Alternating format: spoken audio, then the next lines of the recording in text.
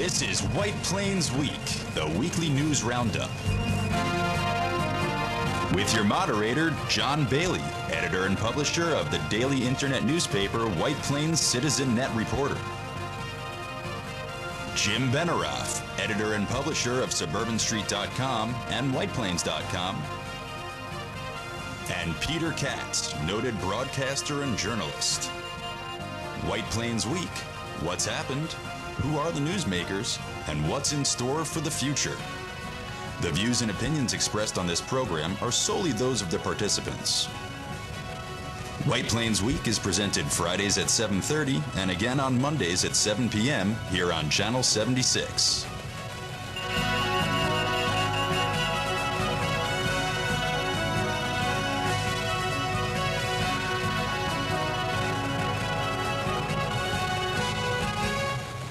Now, White Plains Week. Good evening, Mr. and Mrs. White Plains and Westchester, and all you stealth delegates out there. Let's make a deal. John Bailey here. This is White Plains Week, the City News Roundup show in our 16th year of creating mayhem and mirth at the same time. And I'm joined by Peter Katz, the anchor for all seasons on my right, and the anchor who has always been weighing down the ship, Jim Benerofe. Jim, how about the headlines? And here are the headline stories for the week of March the 18th. Tugboat sinks after it hits a construction barge at Tappan Zee Bridge. 3 die. Chairman of Board of Legislators says there are not enough votes on the Board of Legislators to approve the new standard amusements deal. Suggests projects may be dropped, but says compromise on Playland may be possible. New York State Commissioner of Education Mary Ellen Elia meets with education administrators, teachers, and public at White Plains High School. White Plains presents preliminary school budget, announces new school aid from the state, highest in 25 years. Tax rate goes up just $1.87. Greenburgh reassessment is completed and an unusual result develops contrary to what was expected.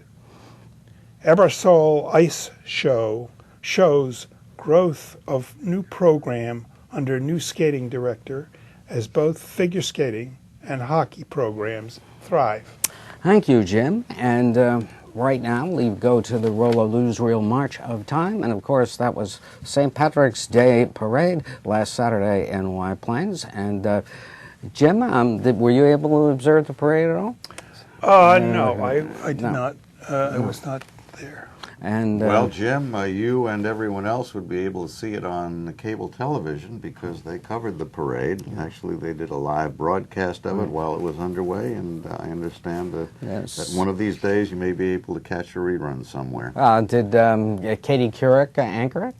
I don't know. No, actually. I'm just wondering about who anchored it. Karen Pasquale? She may I got to have tune been out that of town, in, I don't know. right? No. Who was the MC? Well, I understand that the parade was the largest that we have ever had, and there was quite a substantial crowd. Yeah, supposedly it was a good turnout, but I did hear, and I did not witness this, but I did hear that there was some difficulty for people trying to get out of the Galleria garage.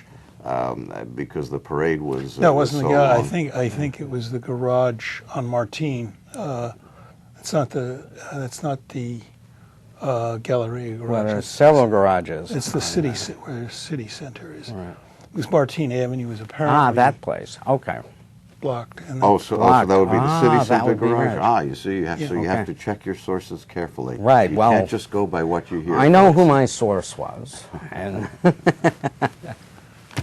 but then what everybody says my sources aren't very good. Anyway, they had put down the shamrocks along very big shamrocks along the Mamaroneck Avenue, the green shamrocks, maybe a week and a half ago, and it certainly spruced up things. Shamrocks on steroids. They were quite big, quite decorative. But of course, we have to go to the shocker of the week, which happened just before the St. Patrick's Day parade took place last Saturday. Yeah, actually, it happened on Saturday. Yes, right.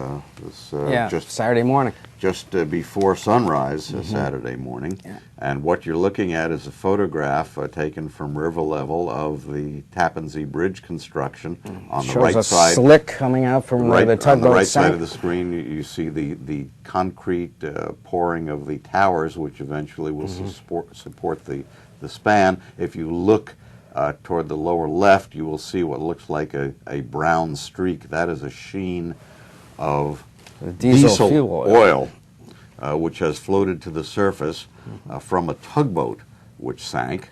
There are 5,000 gallons of fuel that have been leaking into the river as a result. And more serious, however, was that the 3 people who were on board the tugboat were killed in the accident which took place.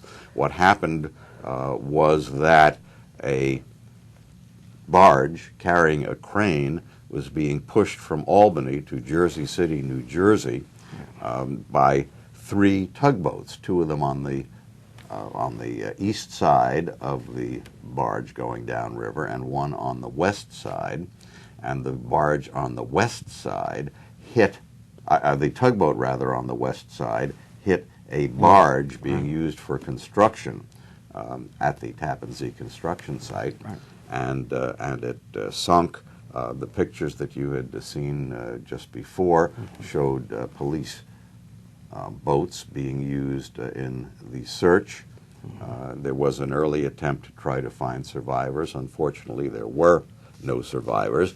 On Saturday, Governor Cuomo and representatives of the various agencies involved in the search gave a news briefing on the Rockland side of the river.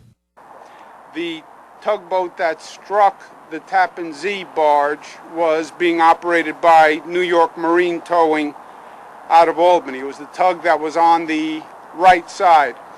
There were no injuries on the Tappan Zee barge that had 13 workers.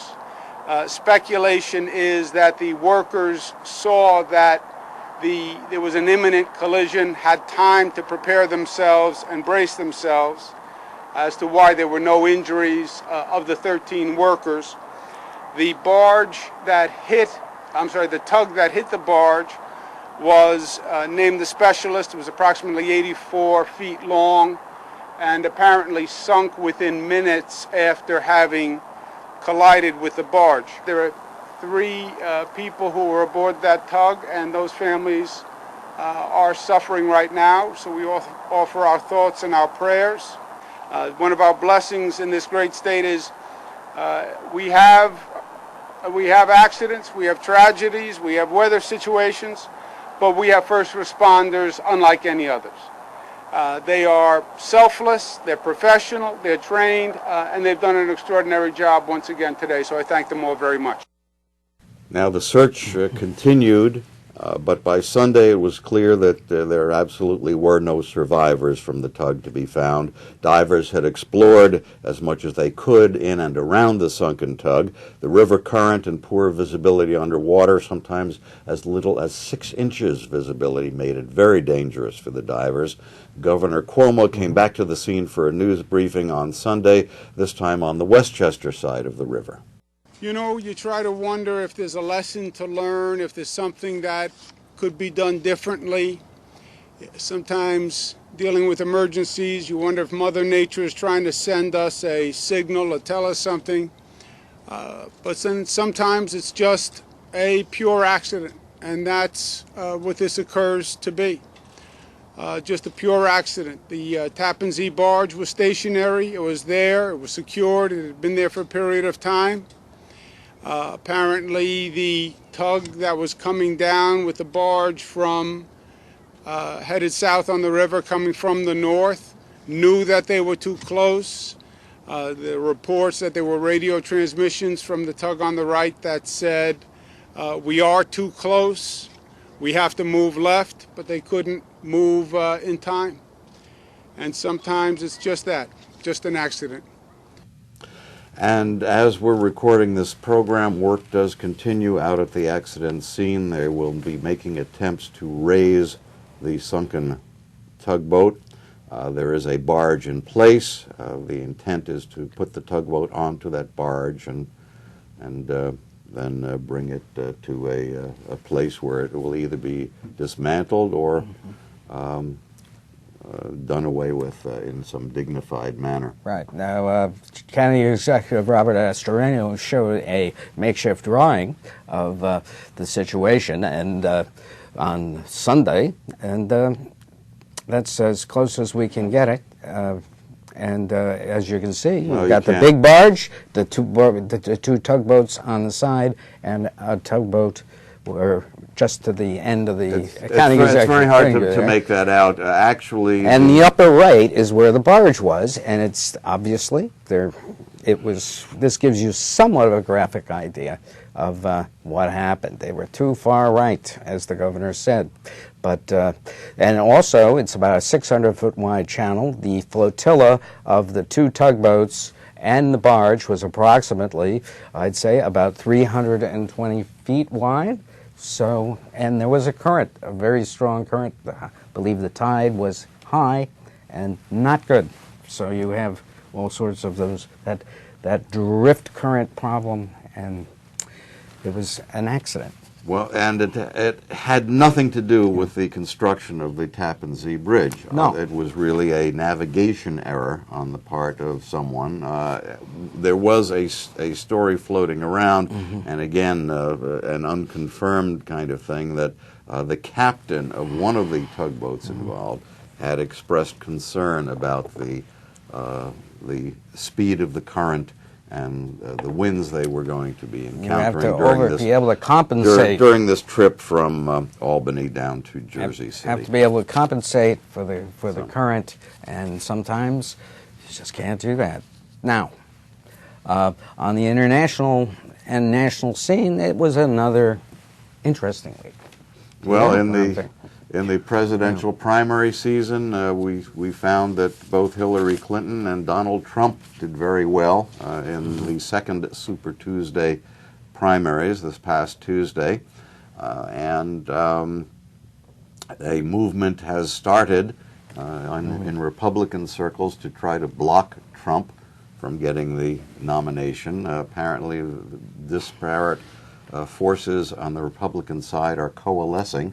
The stealth delegates are being rounded up in a movement on the assumption, this is their assumption, that Trump will not achieve the number of delegates required to get the nomination before their convention takes place. And then pandemonium breaks loose. And that they can broker and negotiate various things. Yes. As a sidebar, we found out interestingly that at least one delegation for the convention, the delegation from the Virgin Islands, has been taken over by a known Republican Party operative, and their 18 delegates will go to the convention unpledged, and kingmakers. Presumably, someone will be trying to use those delegates, and perhaps the delegates from other areas. But it's happening in the Virgin Islands. You got to know it's happening in Idaho or whatever. You know, conventions are places where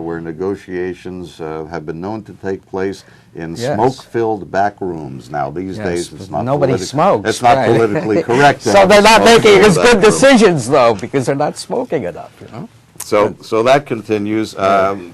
History is going to be made this coming weekend. President Obama, the First Lady, and their children will be going to Cuba for a visit. First time in 90 years that a U.S. president has gone to Cuba. I was part of a briefing that was given by the White House, and we were informed, and this is now on the record, we have been informed that he will be meeting with Raul Castro, the Cuban president. There is no scheduled meeting with Fidel Castro. Frankly, I wouldn't be surprised if there's a photo op that comes out of it, but there's nothing on the schedule at this point. Interestingly, the president will be making a speech to the Cuban people.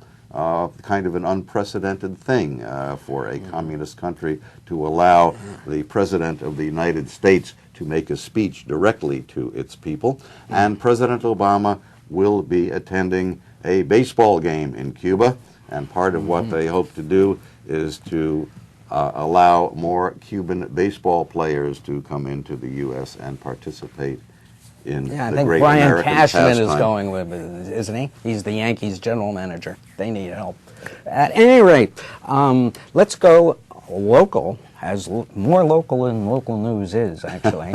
And I've heard something like that before. Who has a slogan something like that? well, the Commissioner of Education of the State of New York, Mary Ellen Elia, Anoit, we're going to have ourselves. What? Let's go to Playland. Oh, Playland. Yes, that's you wanna right. do Playland? All right. I went on a announced tour of Playland. That's Michael Kaplowitz in the center, the chairman of the Board of Legislators. And he was organizing it at one of the administrative offices in Playland. And then we set out in the rain on Monday morning, about 8:45, to take a look.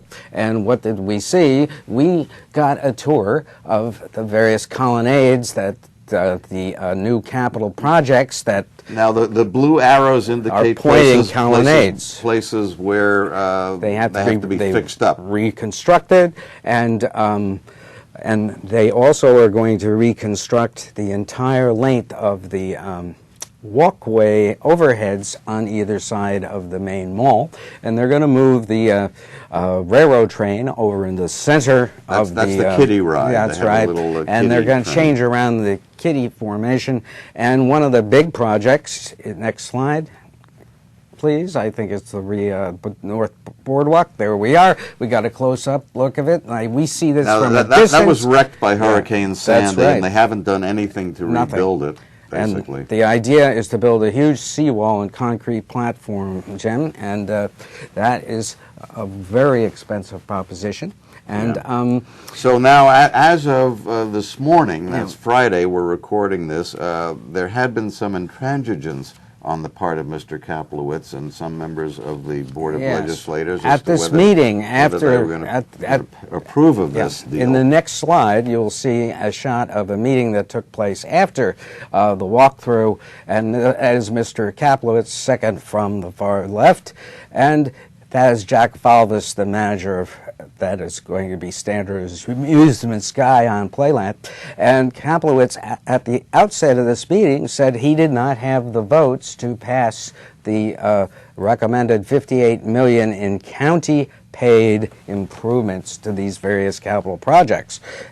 However, that has changed. We were advised this morning, as of 1 a.m., that we're taping on Friday morning, that Chairman Kaplowitz will present a financial analysis and proposal that he believes could lead to approval of the amended Playland agreement.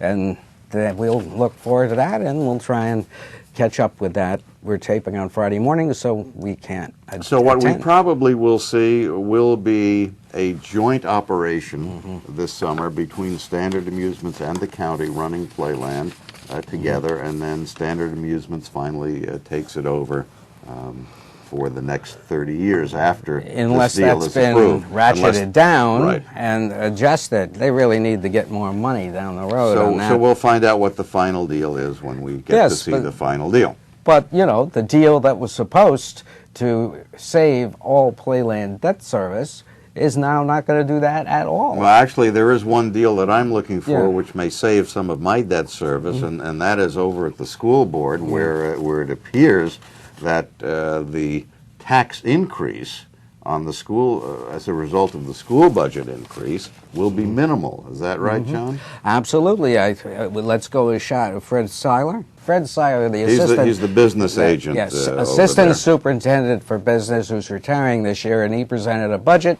which is quite nice. They are lowering the budget 1.3%, and the main reason is that we got new state aid, $2,182,720 in new aid, even before the budget is passed on April the 1st, and We got a few, another half million in pilots, and if we can have the next slide, please, you'll see that how this works out for Mr. and Mrs. White Plains. The tax rate only goes up $1.87. That's 1/3%. That is the lowest increase we have had since I've been covering the district, which is about 16 years.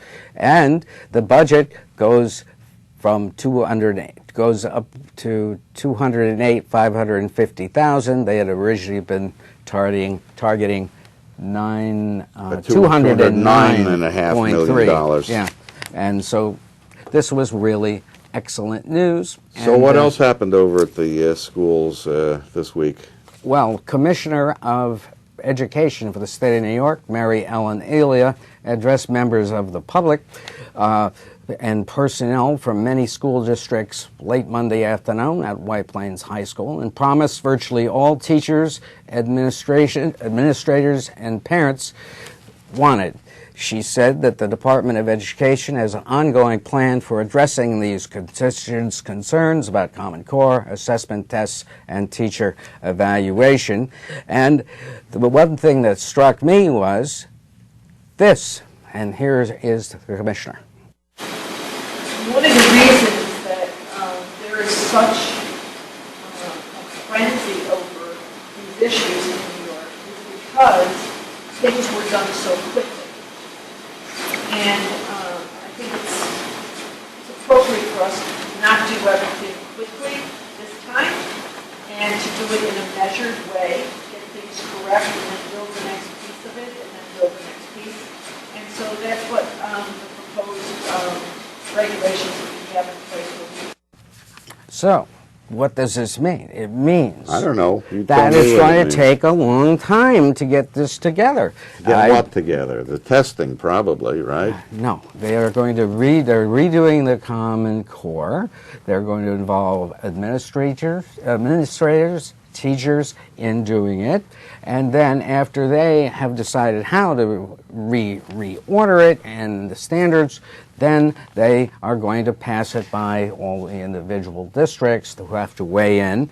And then on the assessment tests this year, the new assessments will be vetted by teachers, and any questions the teachers don't like will be replaced. What are we looking at here? Probably, 3 or 4 years, maybe 5 years? That's my guess. Here? I asked Superintendent... In the meantime, you've lost a whole generation again. 5 years of kids. 5 years of kids. And that's what's wrong with what she said Monday. However, I asked Superintendent of Schools, Paul Freed of White Plains, whether she had indicated how long she expected this to take during the day when I wasn't there, and he said no. So there's no essential timetable. How can you not have a timetable? Or a target, an outside target? What do you think? Do you think this is going to work? I think it's just placating the complainers about this. I think there's quite a contrast with what happened in the town of Greenburgh, where they were able to reassess all of the properties in Greenburgh in less than 3 or 4 or 5 years. Right.